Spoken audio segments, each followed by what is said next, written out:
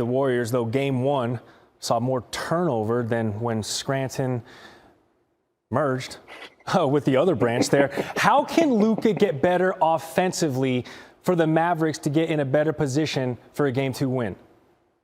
Well, the defensive personnel for the Warriors are different than what Luka has seen. When you talk about Andrew Wiggins at 6'8", an unbelievable athlete, he can make things difficult on Luka. Now, once again, no one individual can guard Luka or stop Luka, but they can make it difficult. And the Warriors have a bunch of personnel that can do that when you think about not only Wiggins, but Klay Thompson and Draymond Green as well. So what's not happening for the Mavericks, they're not helping.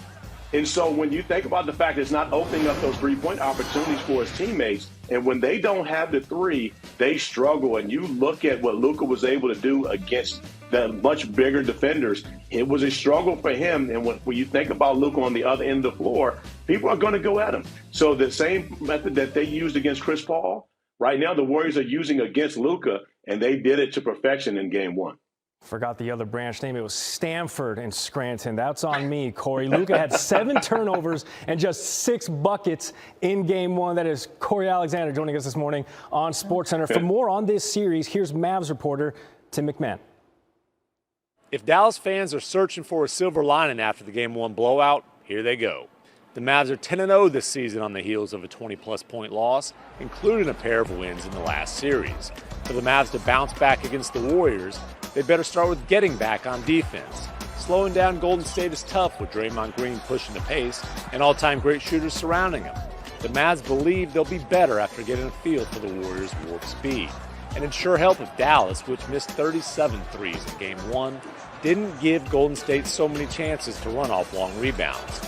As Jason Kidd said, the defense can only hold up for so long if we're not making shots.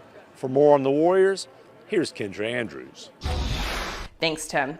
Steve Kerr said that when Draymond Green looks to score, he sees victory. Draymond told me that there is a switch that he can flip when it comes to being aggressive scoring as opposed to looking to facilitate first for his teammates. And it all comes down to how the defense approaches him. Draymond says that he knows the Mavericks are going to switch up their coverages on him, but he does not plan on easing up. And that goes for away from the court as well. Draymond said that during the playoffs, he doesn't like to get away from or unplug from basketball. He says when you're going for a championship, you have to breathe basketball. You have to feel basketball. You have to live basketball. If you go away from it, you lose your mojo. So he said, am not going away from it. All right, here's the thing. Under head coach Steve Kerr, the Warriors 14-1 in a series when leading that series. Much to unpack here. I want just a quick little story, though. Michael Malone has said his parents, they watch the game in their house, but they can't watch it in the same room because they get each other too riled up and too nervous. They have to watch it in different floors. These two games, they almost certainly are not speaking during those games. They are way too They'll be out of their misery soon. Well, so they will be. Especially with this lineup. What makes it so tough to defend, Shanae? It's the unlimited movement and also the unlimited range that their perimeter players have. And if you think about that, I mean, they're constantly on the go. And that means you can't sleep as a defender. If you overplay, they back cut. And if you're in the paint, they shoot out with a pin down or a staggered screen. They're constantly in motion. And I feel like, I don't know if I'm showing my Disney Channel stuff, but like, we're the boys in motion. Like, you know what I mean? Like, that's exactly way out of your generation. They're the boys, they're the grown men in motion, and they also have the range to knock it down. So no matter where they are, whether it's a backdoor cut to get a layup or, way beyond the arc, you've got Poole, you've got Thompson, and you've got Curry that can knock it down. And lastly, I'll say this, we should have known better. I know a lot of times when we talk about the awards and how fine of a margin there has been, most improved, Jordan Poole, if there wasn't that situation with Steph and Klay being out and that oscillation there where a couple of their numbers went up and high, he would have probably been one of the front runners, if not potentially winning this. So we should have known better over the course of the season, watching Jordan Poole play, saying that this is the postseason where he could really be the breakout player. If the Harrison Barnes, Kevin Durant lineups were known as the death lineup, Stephen A., I mean, I'm tasking you with the person to come up with a name for the lineup. What stood out to you the most? I said it's Lethal Weapon 3, and I'm going to stand by that. Here's the reality. Steph Curry and Klay Thompson have universally been recognized as the greatest shooting backcourt that we've ever seen. Nobody could deny that. Now they've added Poole. Have you seen the range on this brother? Ooh. He's pulling up from logos the way Klay and Steph pulls up from logos, okay? And guess what? He mirrors Steph more than he mirrors Clay. Because as much of a sniper as Clay is a catch and shoot dude. If he's not doing that, he's got your back. He's got his back to the basket. He's posting up smaller players. He's shooting turnaround jump shots. Jordan Poole is the one moving without the basketball, catching and shooting on the run, pulling up from the logo off the dribble, going through 1 man, 2 men, 3 men, and dribbling and taking the ball to the hole and finishing at the basket. The arsenal in this brother's game is so lethal right now. When you combine that with the greatness of Steph Curry, who strikes fear in anybody, you understand, and Richard Jefferson understands this better than anybody at this table. When you step past half court and you are a threat, you extend the defense. Therefore, you expose them to all their vulnerabilities because you don't get to have but so much help. That's when you have to worry about one. Then Clay comes back, last 3 games of the regular season, averages over 33. Well, that's 2. And now you got this brother, who, by the way, was in the G League last year. G League. And now he's here. In the NBA, he is that gifted. And then you have Draymond, who's a point forward and a basketball savant. And last but not least, you have Wiggins. You have 5 guys who can handle the ball. 5 guys who have the ability to take their man one-on-one. At least 4 of them who can drop jump shots, and Dre hit a few last night. And 3 of the most lethal shooters in these playoffs. I'm sorry. The Warriors are something special, and I think it's going to take the Phoenix Suns to have a chance to stop them, because when you shoot the ball like that and the 3 of you are aligned and in sync with one another, it's one thing to have the talent. It's another thing to be in sync, and they are in sync. And I know it's not a matchup. Denver's not the real litmus test. I get that, but my God. JB, I got to do it. John Blair, Bickerstaff after. And JB, you've had to game plan for games against both Steve Kerr's teams and Jason Kidd's teams. What stands out to you about how they approach the game and what they're going to do tonight in Game 1? Just how dynamic they are. They're both dynamic, but they're completely different in how they get it done.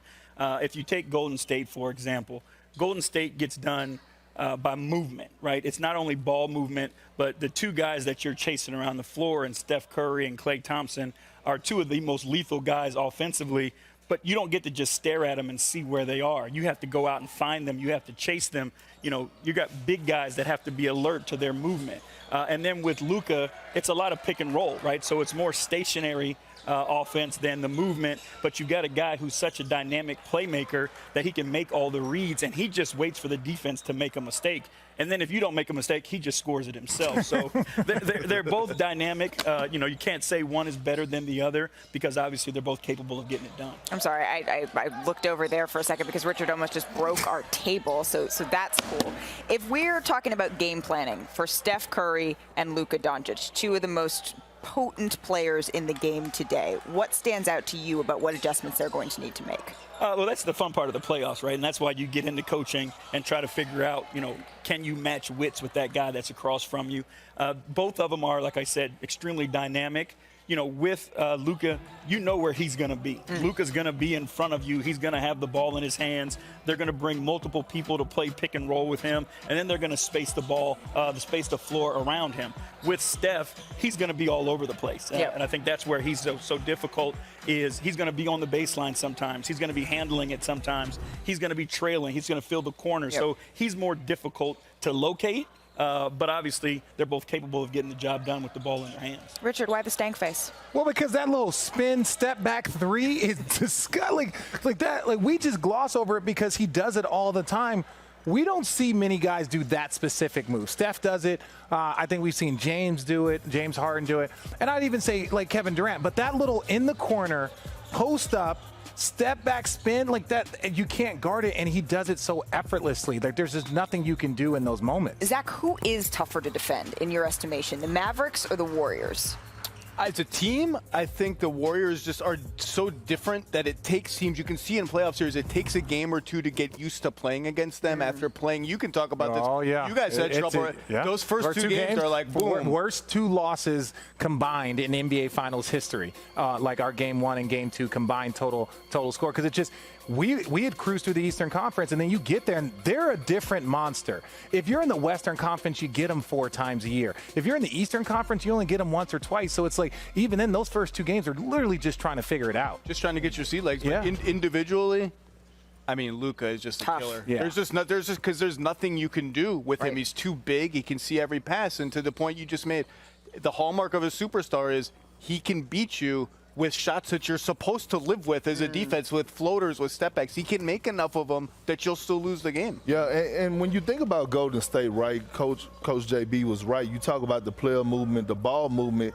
In order to beat them, you also got to have IQ on the floor. Like, the first step of defense is communication. If you're not communicating on those switches or those back picks or those pin downs, whatever the case may be, you're dead bird, tall grass. So that's what I saw with the Memphis Grizzlies. Like, it was so many times I'm like, how did y'all miscommunicate this switch? This is Steph Curry. Why is Jaren Jackson Jr. not up on the screen when he's supposed to be when the Steph Curry is coming off the pick? But when you look at Luka, he giving me that LeBron James type vibe, where it's like, okay, how can I actually guard him? Do I send a double team? You really can't, because he's so good at picking the defense apart, on time, on target passes. So it's going to be a fun series. That's why I'm not picking either one of them. JB, when you were coaching against Luka, Is that allowed? It is allowed. Yeah. he makes his own rules. I just, it's Perk's world. We all just live in it. But when you were coaching against Luka this year, would you say that you saw the potential for them to not only make it out of the first round for the first time, but push all the way through to the Western Conference Finals? We played them late. We played them early in the year, and we were able to beat them down in Dallas, and then we played them late, and they beat us in Cleveland. And you saw the trajectory and how they were trending. You saw that, obviously they talked about his conditioning earlier in the year, and he addressed that, and to where he is now, to be able to have to carry a team. And I think with his skill set, the way that they improve defensively, I think that's one of the things that we're missing here too, is we're talking a lot of offense. But if you look at these conference finals, the defense is going to be what gets it done. We saw it last night. Like, you're going to have to defend, and they've improved on the defensive end of the Man, I can't wait for this game. It is the first time, by the way, that the Mavs and the Warriors